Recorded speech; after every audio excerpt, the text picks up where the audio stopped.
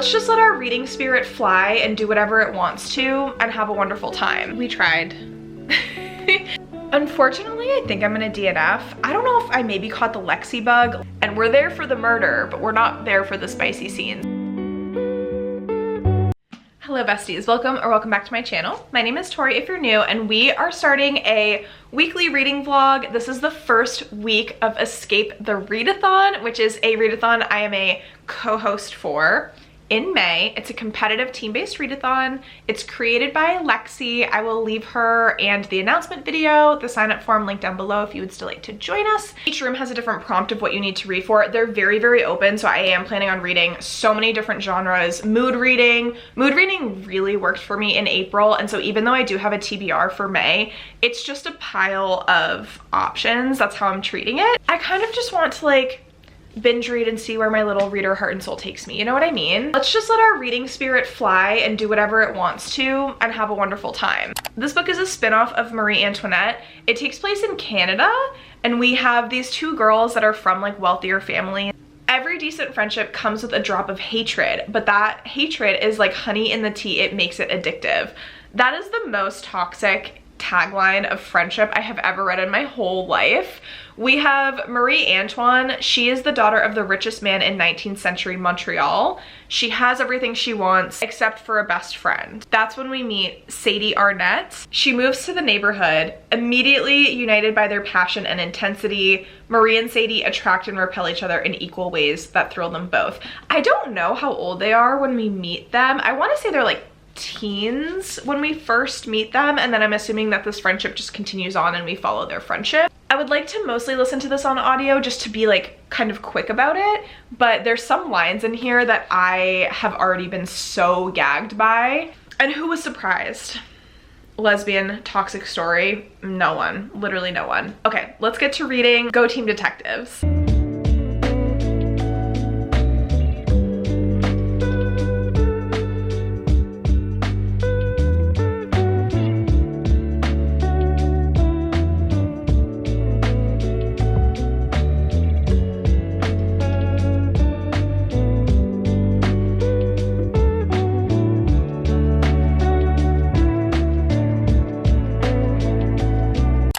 I'm going to try not to update like every sentence that I read, but this is so juicy. These girls are like obsessed with each other, but they also are starting to have these more negative feelings creep into their brain. So they both enter into like a poetry contest and they both win first place. Sadie knows that she had the better interpretation of the poem or whatever it was, but Marie Antoinette is so well liked that she couldn't lose. So they gave the ribbon, the first place ribbon, to both of them. And then afterwards, that's a pivotal point in their friendship because Marie reflects on the experience. Marie felt like such a phony after obtaining the ribbon. Everything she took pride in was a lie. People had complimented her because she was rich and for no other reason. So it's starting to click for her that she might not be good at things, but she just has a lot of status, and so people are treating her in a different way. And then she says she wasn't especially pretty. She was fat and blonde and silly looking. On the other hand, it was impossible to keep one's eyes off of Sadie. She was going to get prettier and prettier the older she got, whereas Marie would become fatter and more ridiculous, and people would recall how adorable she had been as a child. I'm crying that this girl is thinking this about herself. She had been told she was better than other girls her whole life. It wasn't true at all. And Sadie also saw through that whole scenario where they both got first place. So they both interpreted that scenario in very different ways, and they didn't really talk to each other about it until the next page. They start to discuss mortal enemies and what a mortal enemy is, and I'm cackling. This is so good. Some people can never be friends no matter how much they try. They try again and again, and it just makes it worse. There is nothing they can do about it. That's the thing about mortal enemies. They can never stop trying to destroy each other. Shall we play at being in a duel? Marie suggested. Absolutely, Sadie said. I don't mind dying. You always get to die, Sadie complained. Let's both die. Perfect.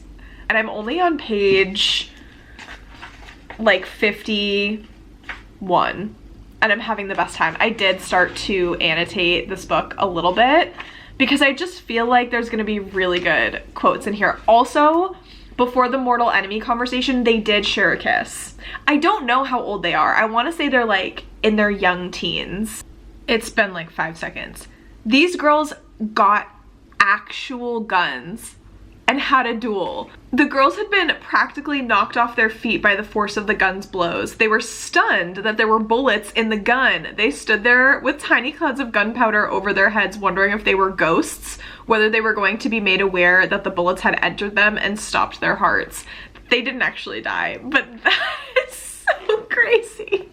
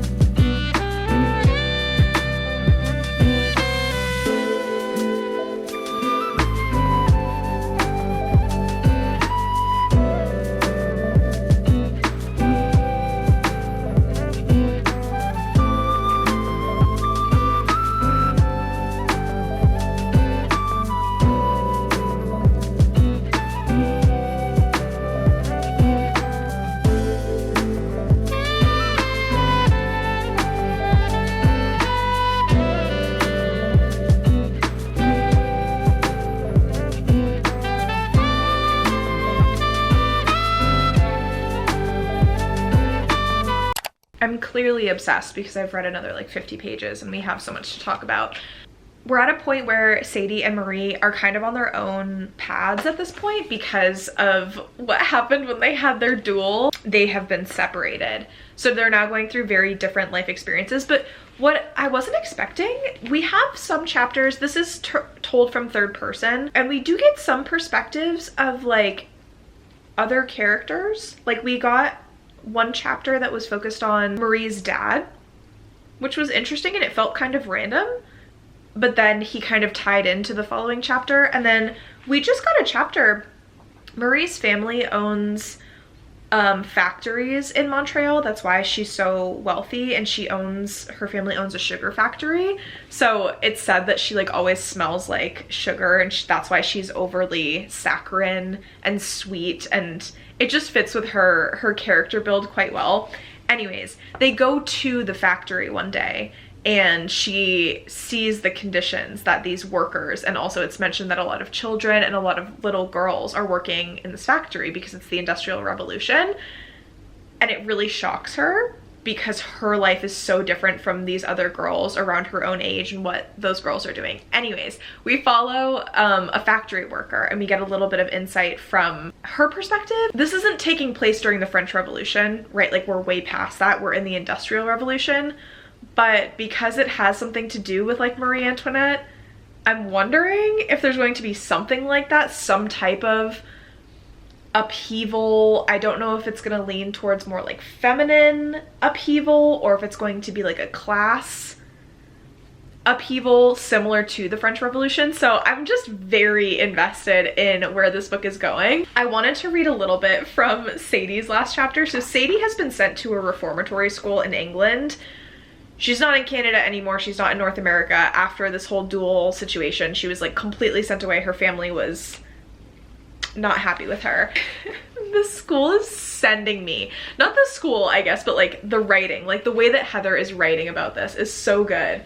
The school did not believe the girls should be allowed idle hours. They were not at all encouraged to roam freely in their minds. It was as though Their minds were dense forests. They were bound to get lost in them, panic, and lose their sanity. There was a pervasive idea that girls were all on the brink of madness. It took much less than anyone had previously believed to push a girl over the edge. A single novel could do it. A complicated idea could do it. Having ambition and wanting to have an occupation could definitely do it. It was too taxing on the female brain. They had to be monitored carefully to make sure they stuck to exclusively feminine subjects. It was disturbing and unnatural for women to engage in male endeavors. Imagine if you were a cat barking or a songbird opening its mouth to meow. How could anything be more unsettling? Each creature must stick to its natural life path. Otherwise, all around us will be images of the grotesque. Oh my gosh. Like, the commentary of the female experience is incredible. The way that it's being like folded into this girls' boarding school.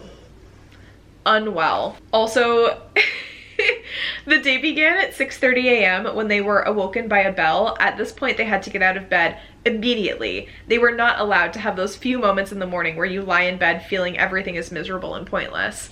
That is my favorite part of the day, is laying in bed before you have to get up and start doing anything. I take that time to scroll on TikTok so that I don't have to think about how everything is miserable and pointless.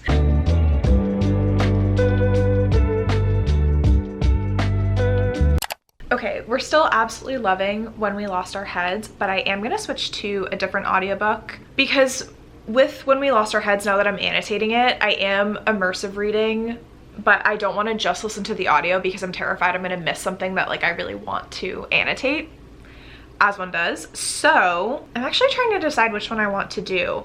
I could, if I started reading Annihilation by Jeff Vandermeer, it's only a 6-hour audiobook, so I could probably get through it pretty quickly, and I've heard that that audiobook is good, but I really wanted to start a thriller called The Woman in the Library by Solari Gentile. That one's 9 hours, so it's still like going to be a short audiobook listen. I think to help my team the most, I think to be responsible as a co-host, I should listen to Annihilation by Jeff Vandermeer. This is a like horror sci-fi, I guess like dystopian sci-fi, where this group of women in STEM basically have to go explore this area called Area X, and it's very mysterious. There's been multiple excursions into this area for like research purposes, but none of those other excursions have returned. So these women are going in to explore. That's pretty much all I know about this book. I know that this is a series. I don't know if I'm going to continue with the series quite yet because I am not a sci-fi person, but I wanted to try this because I bought the physical book. It has a gorgeous, gorgeous cover. It was absolutely a cover buy for me, and I was like, why not just be adventurous? Why not? And I still have yet to read it. I bought it like a couple months ago, probably last year actually, in 2024. So let's do that. We're going to listen to this audiobook. I'm switching because I'm going to knit another bookmark. I'm gonna knit one for my friend. I'm sending her a little like care package with an annotated book, and then I wanted to do some little crochet goodies, obviously. So I'm gonna crochet her a bookmark, and we're gonna try to get it done today. I think it's doable. I can do these bookmarks in like 30 to 45 minutes. So we're gonna do that, and I'm actually going to film a reel of like a crochet with me, reading crochet with me, and I will try to do some clips for this vlog as well. But it's always hard filming two things at once. So we'll see how it goes. Hi pals, we're back. We have a reading update on Annihilation by Jeff Vandermeer. We also made a cutie crochet bookmark, and I filmed my reel, and I also posted it on Instagram Shorts. These are so freaking cute. We got, I think, 53 pages into this book. These chapters are super long. I don't know how many chapters it has overall. I think it probably only has like 4. It has 5 chapters. And this is less than 200 pages. Just. Yeah, it's like 195. I am liking it, but I wouldn't say that with my full chest because like I really feel like I don't know what's going on. I feel like whenever I read sci-fi, I'm just like no thoughts, head empty reading the book, and that's how I feel about this one. There's definitely some questionable things that are happening already on this excursion. It moves quite quickly. We've already had a couple people abandon the expedition and like go home, and there is a, what role is she? I think she's the psychologist who like hypnotizes them. When they were entering into Area X, they all had to be hypnotized, essentially put in a trance-like state, because it was said that people like freak out or like get distressed when they enter Area X, and we don't know why that is. Spores have been mentioned, and if you have watched The Last of Us, if you have read other horror books that have like spores mentioned, that is freaky. I never knew that mushrooms and spores could be so scary. They're like actually terrifying. Our main point of view, because this is a first-person book, is from the biologist, I believe. We don't have anybody's names. This expedition is very non-personal. Like, our narrator, the biologist, said that they are not supposed to refer to each other, or really, I don't think that they know each other's names, because it's supposed to be a very sterile expedition. I'm going to immersive read with the audiobook just to get pretty far in. We learned that we have so many people reading against us for Team Detectives this week, so I want to try to finish at least one book today. I think that would be a good start. Also, can we just talk about, this is why I bought this book. This cover is so cool, and it has like some foiling on it as well, and that's why I bought this book. So long story short, I'm not having like a bad time with it. I just honestly don't know what to make of it at this point.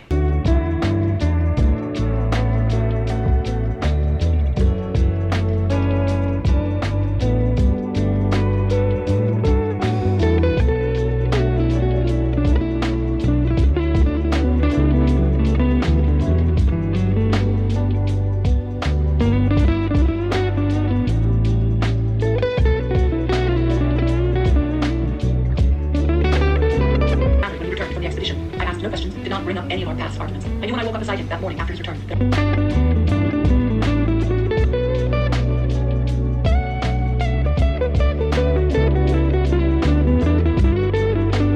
Without protest, and I let them take this stranger from my house. I couldn't have stopped them, but I also didn't want to.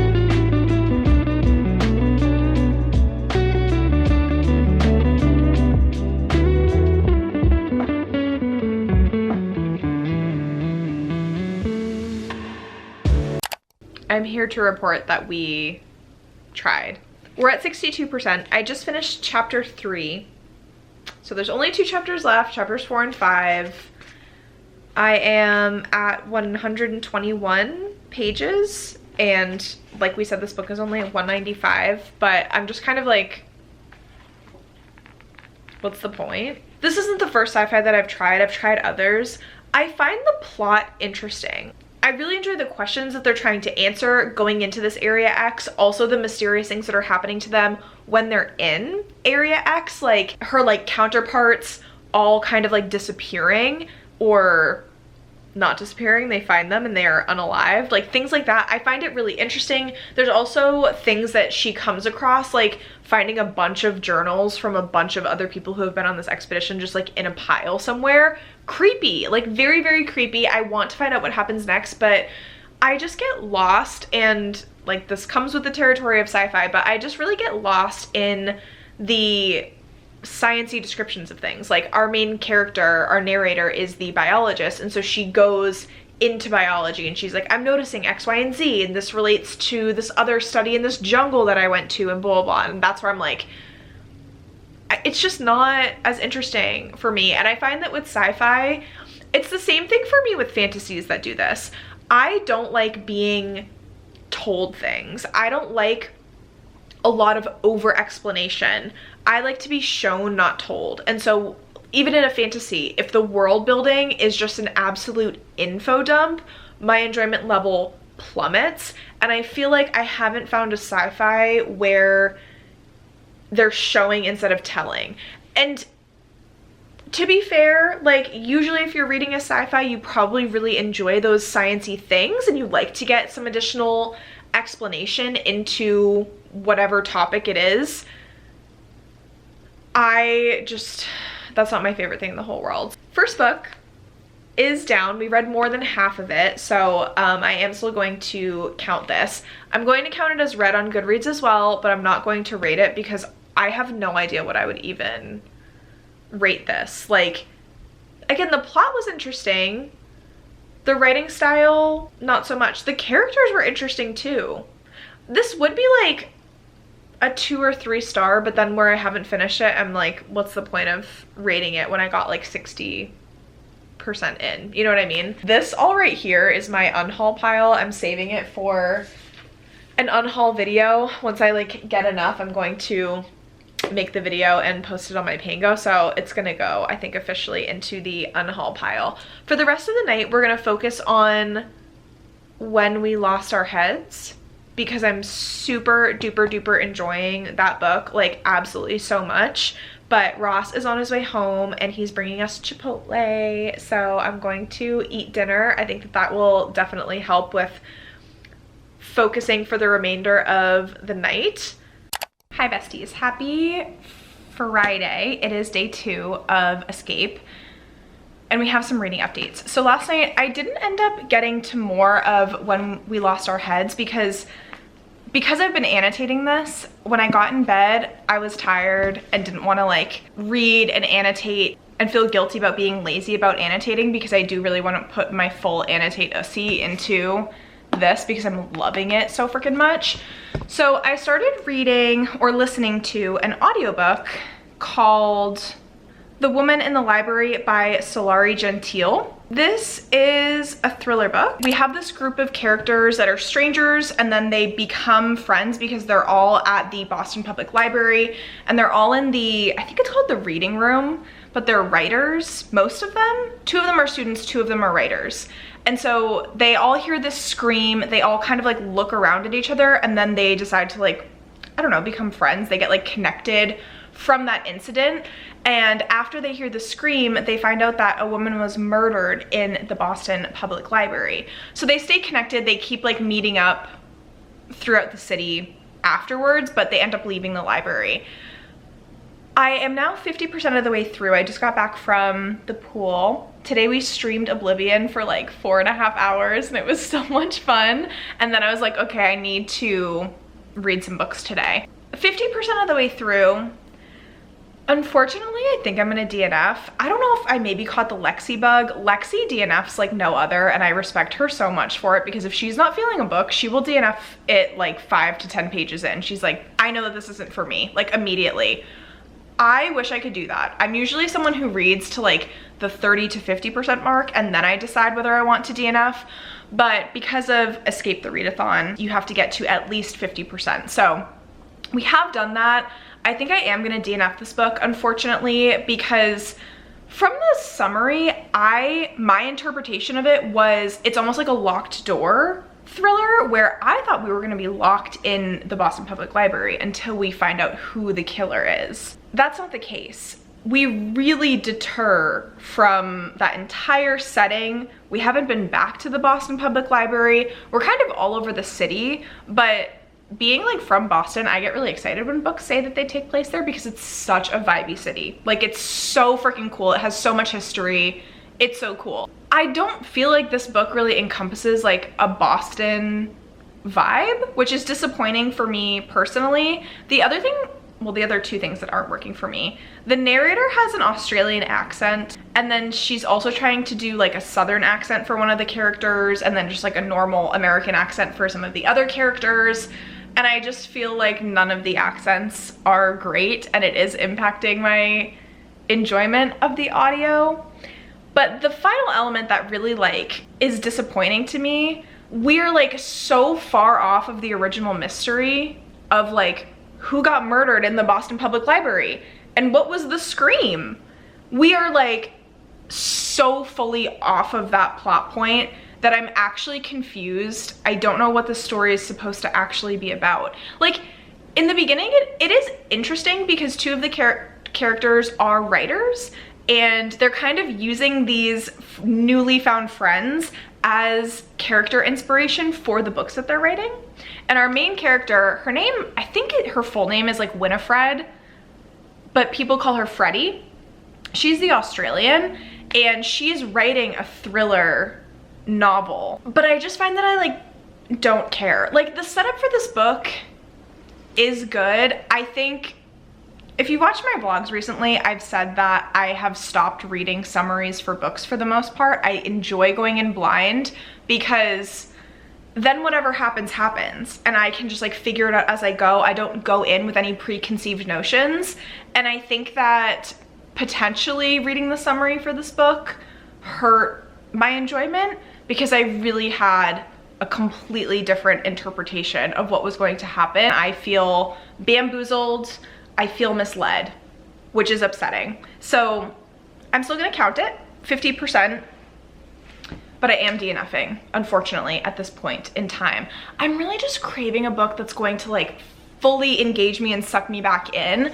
So I think for the rest of today, I'm going to switch back to When We Lost Our Heads by Heather O'Neill, and we are still on page 132. So we're gonna do this. I have a diet soda that I just poured with a lemon. Our can says homie on it. Homie. It should say bestie because do I ever call you homie? No.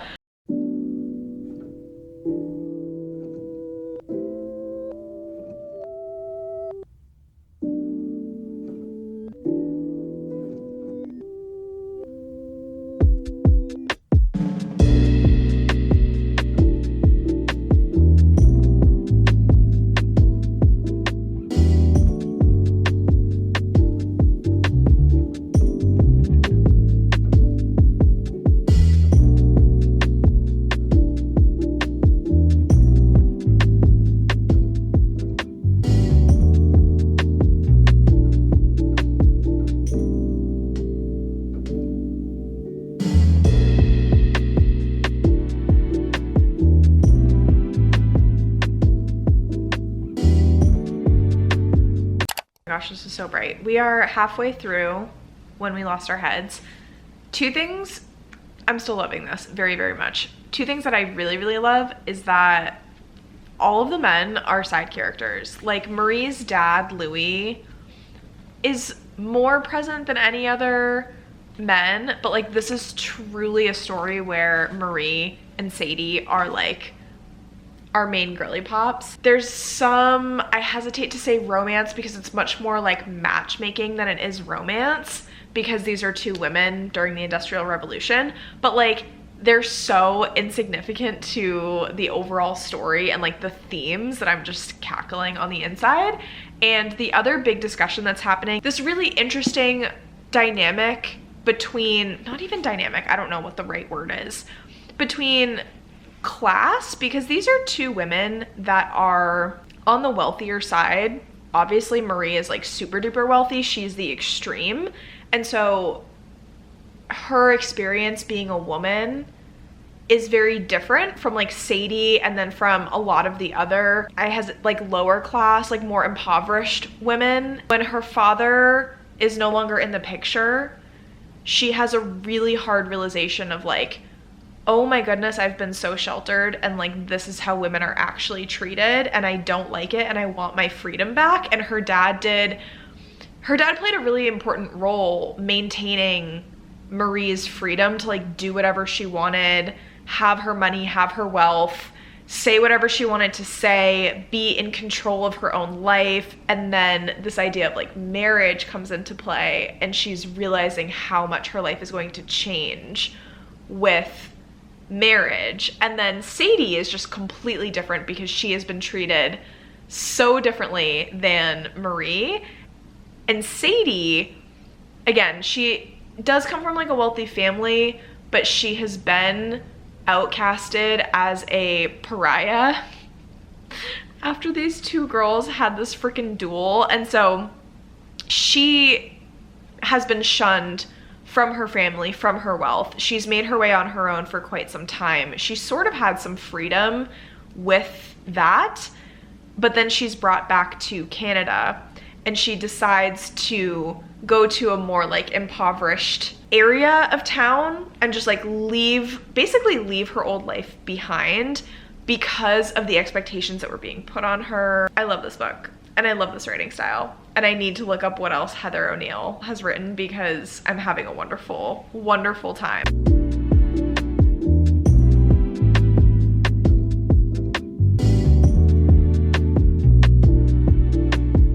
Hello besties, we're gonna walk on our walking pad for a little bit before joining Heather's Escape the Readathon sprints in about like 40 minutes. I wanted to let you know I started reading a new book. It's not that I don't love When We Lost Our Heads. It's just that I realized I don't want to fly through that book. Like when I do listen to the audiobook, I'm listening to it on 3x speed. I'm immersive reading. I'm having a wonderful time. But I don't know, lately having multiple books going for me at one time really works. And I need these books to be like completely different from each other. So we did start a new book. It's called Nightshade by Autumn Woods. This is the first book in the Sorrow Song University series. I wanted to give another shot at like a dark academia mystery romance book. And the reason why I say another shot is because recently in a different vlog, I tried reading Boys with Sharp Teeth, which is like a new release. It was one of my most anticipated releases of the year, and it was a major flop for me, and I DNF'd it so soon after starting it. This one has a similar setup. This one is an enemies to lovers, dark academia. It's not a YA. That other one was in YA, it took place in high school. This one is a university, and our characters are like between 21 and 25. So they're a little bit, not that this is like a graduate school. It's kind of an interesting, weird university. And our main character, Ophelia, and her love interest, Alex, hate each other because Alex's parents, his family owns this aviation company for like basically the rich and famous. They do like helicopter flights and stuff like that. Her parents were on a helicopter flight and crashed, and she thinks that it was on purpose and it was all done and orchestrated by Alex's family. So they hate each other. They're now going to the same university, and it's a fun time. It's been a while since I've read a Kindle Unlimited just like crazy romance. I'm not gonna lie, the first 2 chapters I was like, am I about to DNF another book in this reading vlog? I never usually DNF like 2 books, 3 books in a row, so that would have been absolutely wild. I ended up sticking through it. I wanted to just push through, get to the halfway mark, see how we were feeling, reassess, and I'm glad I did because it is getting a bit better. We are in a castle in Scotland that is now this like university for basically the rich and famous, or not always famous because some of these people are just so rich but they're like under the radar. Some of them are famous, which is just so juicy, and it's always drama filled, and it's haunted by the original like maker of the castle. His wife died an untimely death, I believe, in this castle, and she is the representation of sorrow, hence Sorrow Song University. All of the students live on campus, and they're also sorted into 4 different houses. I'm having a really good time. There's a lot of cliches about this book, but I think if you're in the right mood for it, it could really hit. The reason why in the first 2 chapters I was like, oh boy, I don't know if this is for me, is because Ophelia and Alex meet in the first chapter, and it was a little bit like, okay, do it for the plot, like just get past it, don't think too hard about it. I think if this was at like a normal university, I really wouldn't have been interested, but the setting really captivated me. This castle has me in a chokehold. I want to be there. It's raining every day. Our main character, Ophelia, swims, and she's like on the swim team, but the first time she was trying to find like, I need to practice swimming, there's swim trials to make the team in a couple days. She finds this like mountain lake, and she says that the water is just super duper cold. It's very isolated, surrounded by trees, and it's like black reflective water, and that's where she decides to go swim. It's very vibey in the ways that I need it to be vibey. We're at 36%. We are 119 pages in. All that being said, I now have about 30 minutes to go for a walk before sprints begin, so I'm gonna get some steps in. I actually have to put my Fitbit back on. Thank you for reminding me.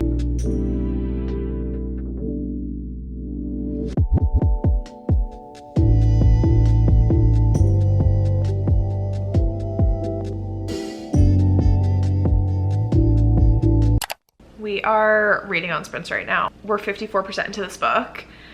The romance is getting so much better than I was expecting it to get. Just like the way that they're talking to each other, their banter is getting a lot better. Maybe they just needed to like warm up to each other, or maybe like Autumn Woods, the author, needed to warm up to like how they were going to speak to each other, because the banter in the beginning wasn't bad. It was just kind of like cringe because Ophelia was so over the top of the things that she was saying to him. She literally told him that she was going to shit on his dashboard and pee in his cup holder in his car. And I was like, why would you say that? Like, this man is green eyes, dark hair, tattooed, 6'4", rich AF, and you're telling me that this girl, like, she didn't know who he was either in the very beginning. And she was in, when she like got in his car, like we talked about, no idea who it was. She thought it was sketchy, and yet she's still just like acting insane. Like, who says that if you're in like a scared situation? Wouldn't that like provoke the person a little bit more than what you would want? I don't know, it was just like weird. But now the way that they're going back and forth to each other is really fun. There's also a lot of like text messages and emails in this writing that is fun.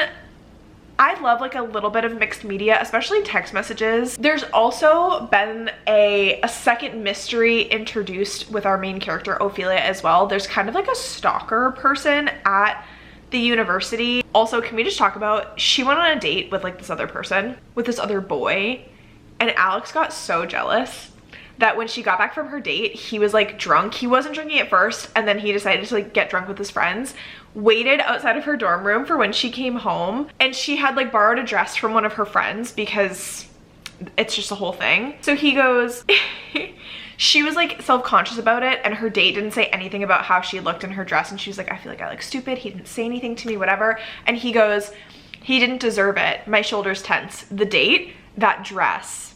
I hate that his words hold the power to light little candles of confidence in the back of my mind. Don't say things like that. You look beautiful. He says it so simply, like it's not an opinion, but a fact, not up for debate. Cute. That was cute. Even though they're like not cute, like they're not a cute couple, but that was cute.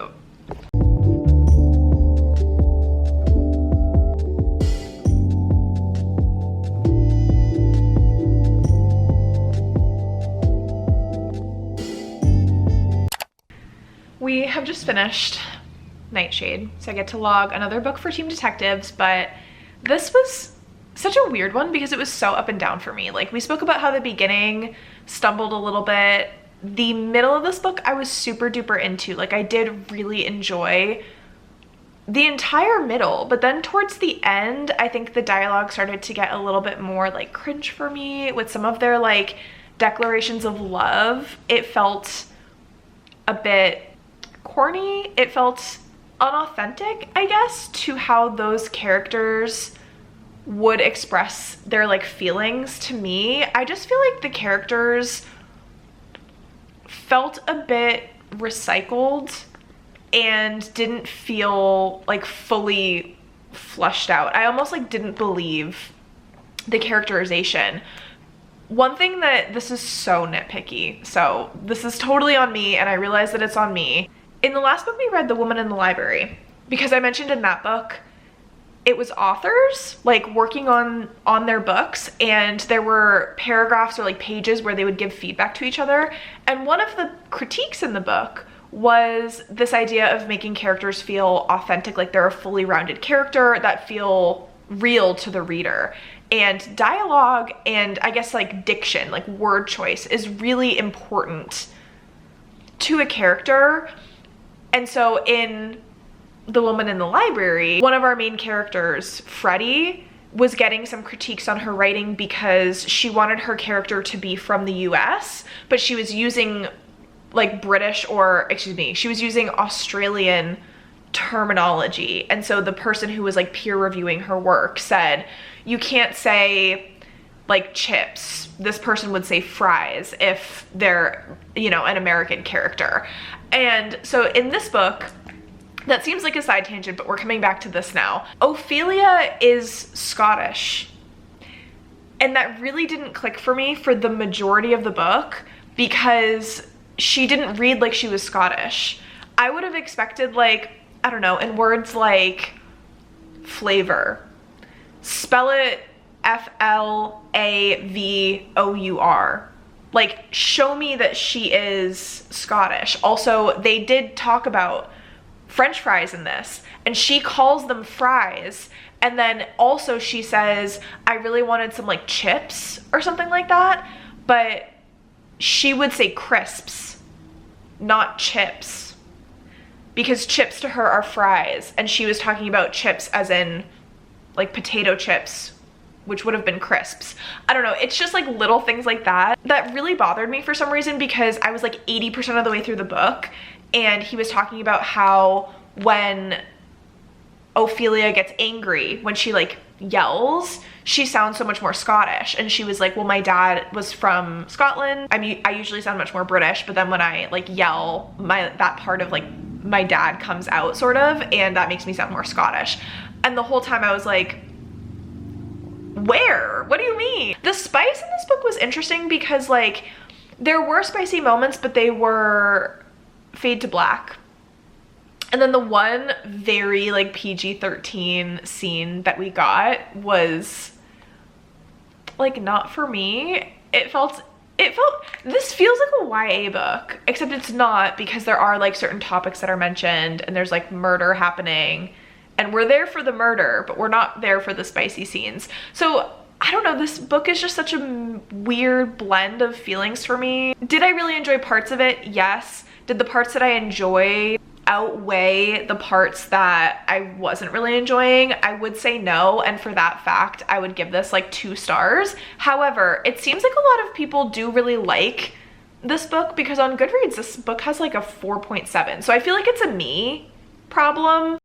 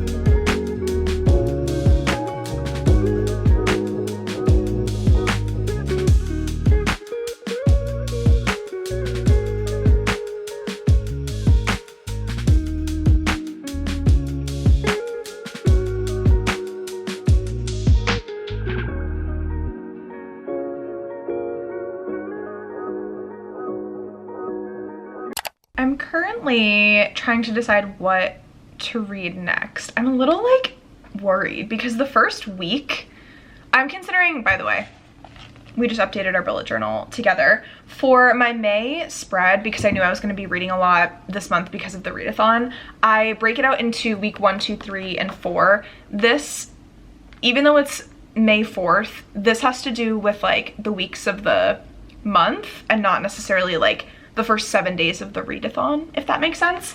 So we're starting a new week. It is Sunday for May, so I'm going on to like week 2, even though it's week 1 of the readathon. I feel like I'm making that more confusing than it needs to be. Anyways, so week 1 we read Hungerstone. We finished Hungerstone. We were halfway through and then we like finished it, which I was annotating it for my friend, so I didn't really like vlog it. It was a reread for me because I read that book and fell in love with it. It's one of my best books of the year. If you haven't read Hungerstone, if you don't know what it's about, it's like toxic lesbian vampires.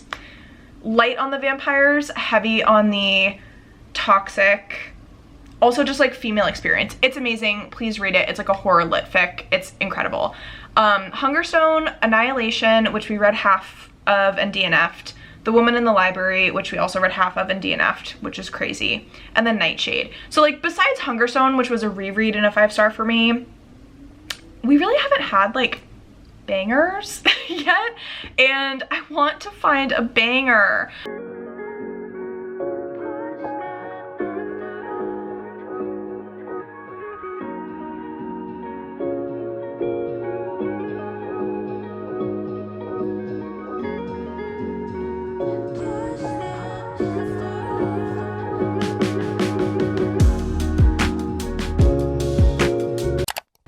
Besties, we are locked in to finishing this book today. We are listening to the audiobook.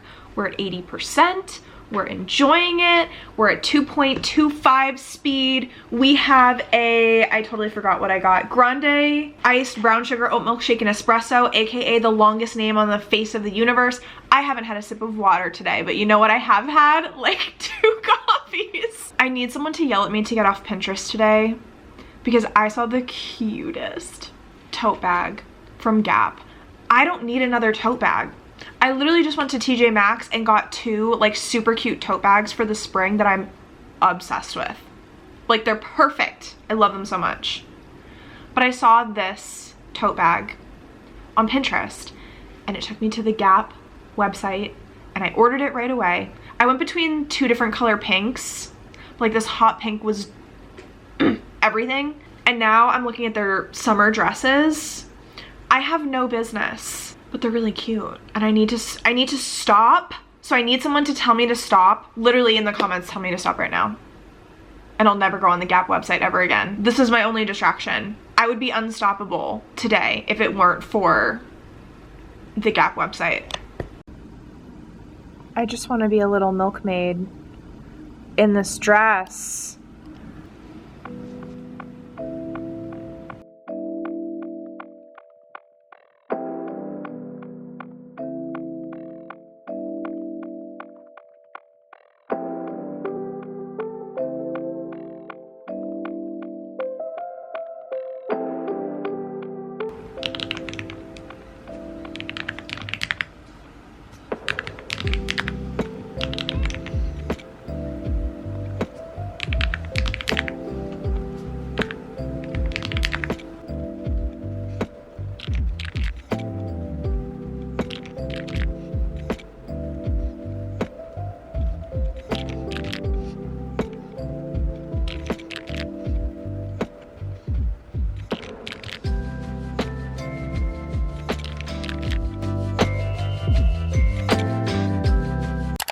We have finished her. I think final rating is 4-star. The storytelling that Heather O'Neill did was incredible.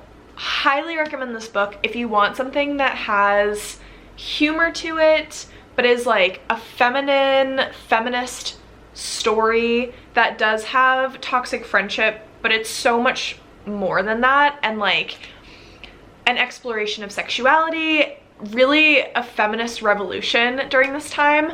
What Heather O'Neill did was took the story of the French Revolution and manipulated it to be a feminist revolution. And even though things do play out similarly to the French Revolution, especially in regards to Marie Antoinette, I loved Sadie's character in this so freaking much. She was such a spark to this revolution, and then she became a target because she did come from a wealthy background, and then the way that she completely flipped it on its head. But she really spearheaded this whole thing through spicy literature. Sadie and her exploration through becoming an author, and at first feeling like what she was writing down in basically a journal was her form of like fighting against the confines that society had on her, being a woman in the, you know, early 1800s, like during the Industrial Revolution, where it was still very much you're owned by your father until you get married, and then you get owned by your husband and you have no rights, and like all of these things. She was just writing spicy stories, and when she got shipped off to boarding school, she entertained and like made so many friends because she's like, I know this is bad. Like, she was always seen as an outcast and a rebel, and she's like, listen to these like stories, whatever, that I'm like making up, and so many women immediately were so drawn to her, and they knew that what they were doing was like bad, but they liked exploring that side of themselves and creating things like that, and it really just sparked many different things. And then that like continues on from Sadie's adolescence into her adulthood, and it just really solidifies for me that, you know, spicy books get so much hate in the book community. I mean, there's so much love for them, but also like outsiders looking in or people that don't read spicy books tend to really look down on romantasy, for example. Women reading romance and reading romantasy have bolstered the book economy, if you want to call it that, and instead of Barnes & Noble like closing down stores, they're starting to open new stores again. Also, I experienced this in my own Barnes & Noble, where when I first started going in, when we first moved here like a year and a half ago, the romance section was so small. I walked in and I was like, what is this? What is happening? Where is the fantasy section? Where is the fantasy romance section? Since moving here, I have a Barnes & Noble that's like right down the street from me. The romance section has completely expanded. They very recently redid it, and I'm like, you know who you're selling books to? You need to cater to that audience. Anyways, that is a spiel that we didn't need to go down, but I feel like that's mentioned in this book, that like women enjoyed what Sadie was putting out into the world, even though they had to disguise it as a Montreal fauna and flora book, and they had to be very careful who they were selling it to, because if men caught hold of like what they were actually reading, it was going to turn into this whole big thing and they were going to be reported. But the fact that a spicy book in this book caused a feminist revolution is absolutely stunning. My only like critique of this book and why it's not a full 5-star is because I really enjoyed Sadie and Marie as our main characters, and we had to zoom out a little bit in the story to be able to get the ending that Heather was like crafting throughout this whole thing. In the beginning, we're very zoomed in on Sadie and Marie's friendship and their lives growing up, and then over the length of the story, we zoomed out a little bit more and a little bit more and a little bit more to a lot of these other side characters that were in their lives. And Sadie and Marie end up spending the majority of this book apart from each other. This was really good. I would definitely recommend it. So we are ending here. Thank you so much for watching, friends. If you have made it this far, leave a little cake emoji in the comments down below if you would like to let me know that you were here. What are you currently reading? How are you finding it? I will catch you in the comments, and I will see you in my next one very soon. Toodles.